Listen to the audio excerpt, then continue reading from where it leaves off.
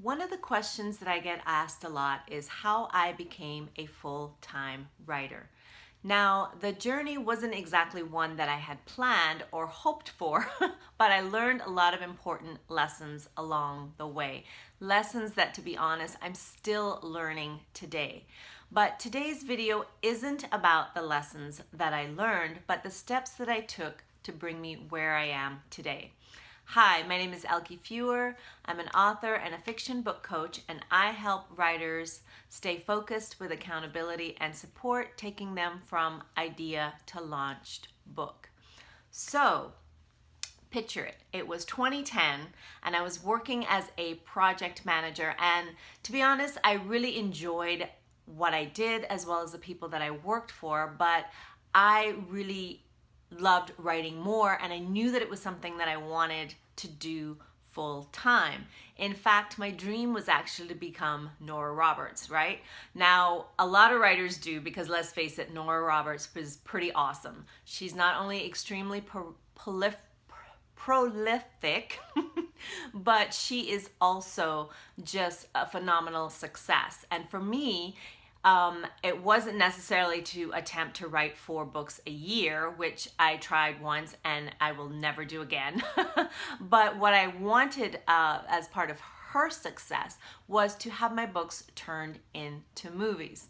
So now I had originally planned to write as part of my retirement. So my dream of writing full time was always years away.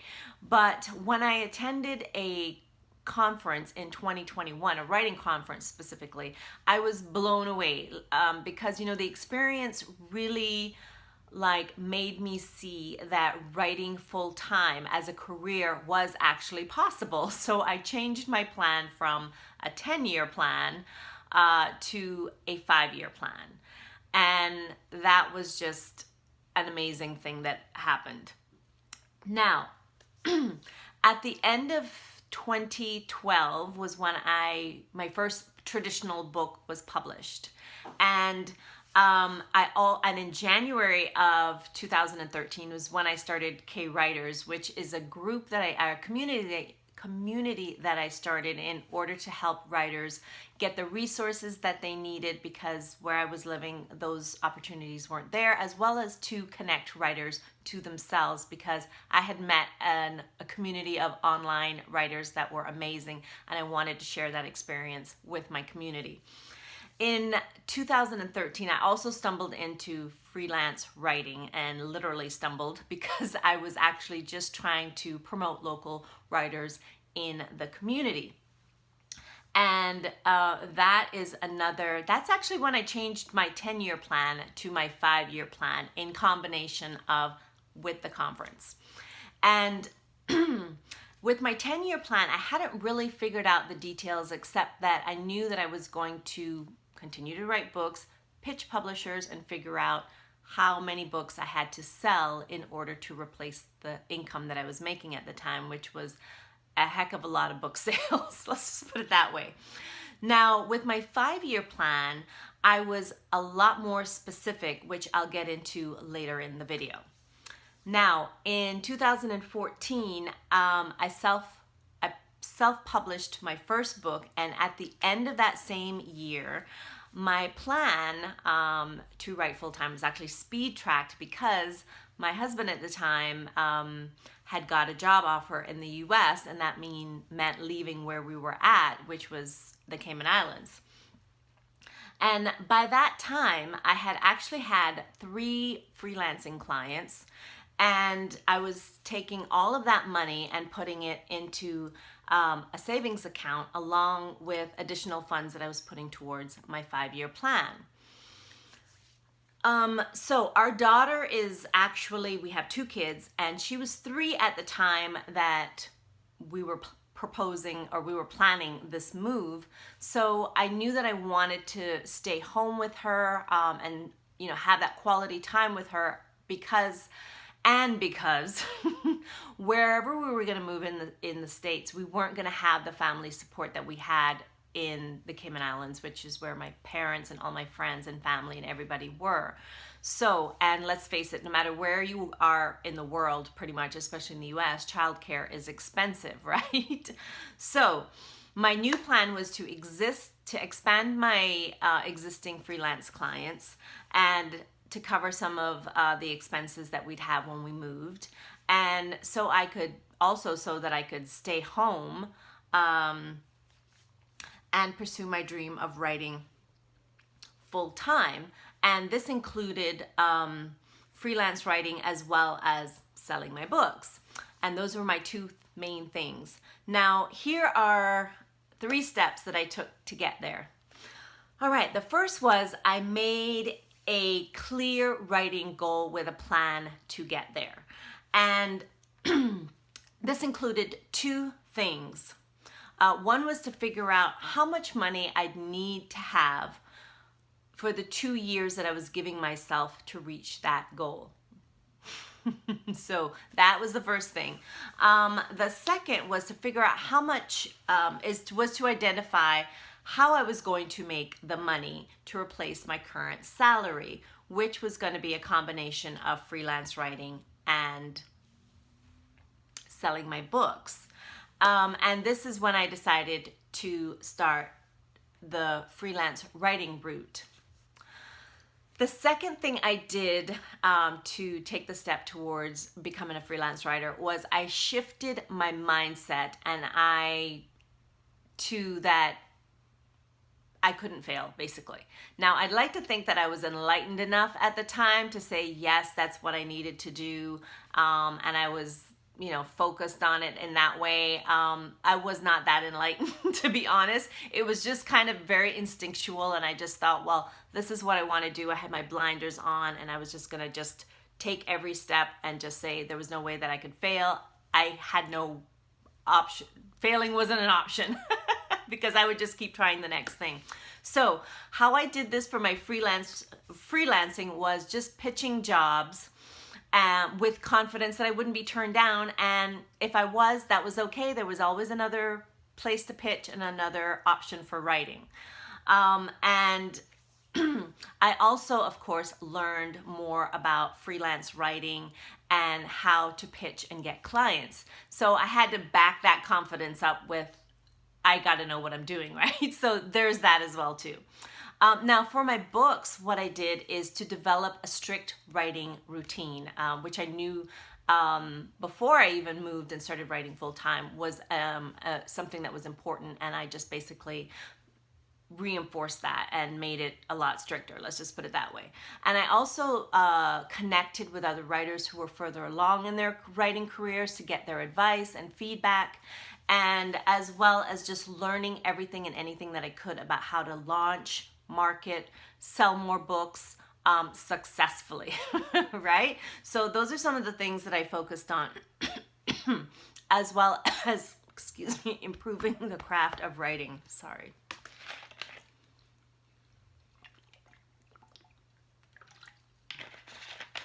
I'm going to try to edit this out of the video. I'm not learning how to edit yet, but I'm going to make an attempt to. But if not, it might end up staying in here. So bear with me. All right. So the third thing I did towards becoming oh my God, I still got to edit this video. The third step I made towards becoming writing full-time, I was going to say becoming a freelance writer, towards writing full-time was work the plan. All right, and I did this in 4 ways. The first way was I set up a separate bank account so that all the money that I made towards writing went into that bank account and I didn't touch it. It was going towards what I called my dream fund. And I also used a portion of the money from my income, anything that was left over at the end of the month that I didn't use, as well as I had been paying in a lot of additional funds, money into my pension fund.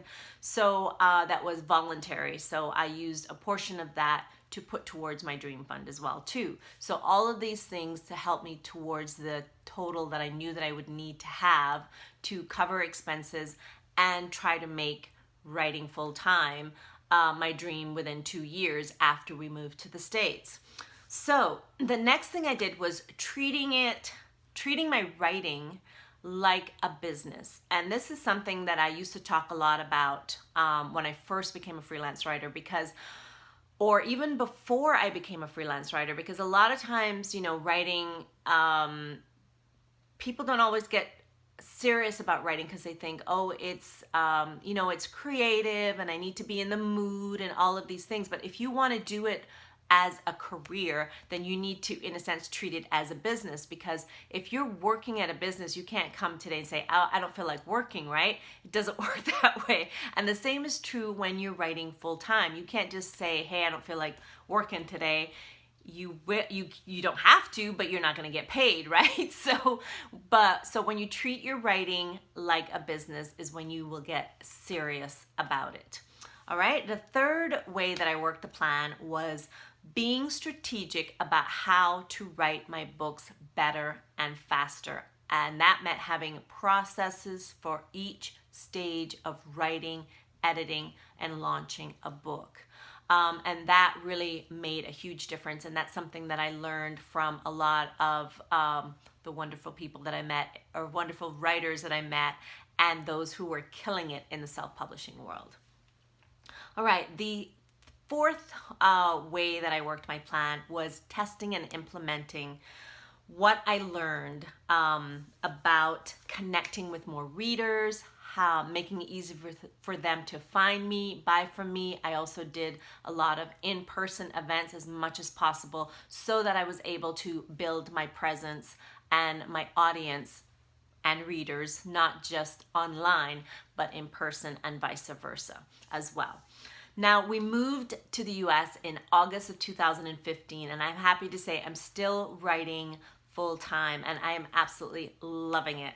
And it would not have been, and although there have been some changes, I'll be honest with you, I'm actually working part-time now at a nonprofit, but it's something that I am passionate about and that's important to me. And then I also shifted into book coaching as well as romantic suspense, because that was a genre I had no intention of writing, to be honest. I was always going to write in another genre. So I always like to joke that I love to plan, but my plans don't always work out. And sometimes they work out better, because the truth is, if things had gone according to plan, then I wouldn't be where I am, and I'm so grateful for that. Now, the journey, as I mentioned earlier in the video, is not what I had hoped or planned for, because I actually ended up getting divorced after I moved here, as well as losing all of the freelance clients that I had and health issues and a whole slew of other things, and I ended up having to use all the money that I had saved when I moved here to buy the place where I'm at now after I got divorced. But I'm grateful for that, because if I hadn't been writing full time, I wouldn't have been able to do this, as well as the money that I had saved towards my pension, all of those things that I had prepared in anticipation of writing full time. I really would not be where I am today. And more importantly, just having that opportunity to work from home allowed me to be there for my kids in a way that I might not have been able to be if I was working full time. So I am so grateful for that. And I get to do what I love and be there for my kids, and that is just an amazing thing. Now, if you want to make the shift to writing full time, here are the 3 things that you can do, which are pretty much what I've said, but I'm just going to break it down and make it a little bit simpler. The first is to have a specific plan and how you'll get there. And the second part is really the key, because you can have a plan and stay in that plan if you don't have a roadmap of how you're going to make your plan work, okay? The second thing is to act as if, but not just to act as if, to act as if fearlessly, because the truth is fearlessness is what you're going to need while you're acting as if. Right? Because I love when people say that, but in trying to work and be as if, I found it really challenging, and being fearless is really what helped me to act as if. So that's why I always say act as if fearlessly. Now, the third is to work your plan every day.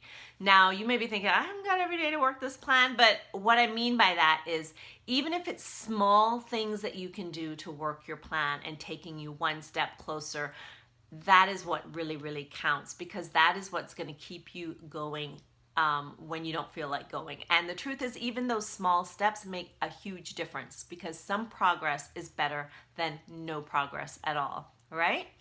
So, if you have any questions about shifting to writing full time, please put them in the comments and I will be happy to answer them for you. All right. I hope you enjoyed the content. Please like this video and share with anyone that you think would find it helpful. And if you like the content, please subscribe to the channel and hit the little notification bell so that you get notifications of when a new video is, which is every Friday. Now, if your dream is to write a book, a fiction book in 2021, I would love to help you out. And some ways that I can help you is you can book a call with me and I'll help you with your next steps. And that's a free call, by the way. The next thing you do is to check out my workbooks. I have a few of those that will help you through the writing process, as well as my online course or my group coaching program. If you're just starting out and you're not really sure how to go about writing a fiction book, you can sign up for my free resource, which is called Start Your Book Now, which will walk you through the process. Now, I know that sounds like a lot of stuff, but the truth is I find with every writer that I talk to and work with, they're actually all at different stages in their writing journey, and I just try to meet them wherever they are at as best as I can to get them to where they want to be. All right, guys, as I mentioned, please like and share the video and subscribe to the channel to get notifications of future videos. Have a fantastic weekend. Bye.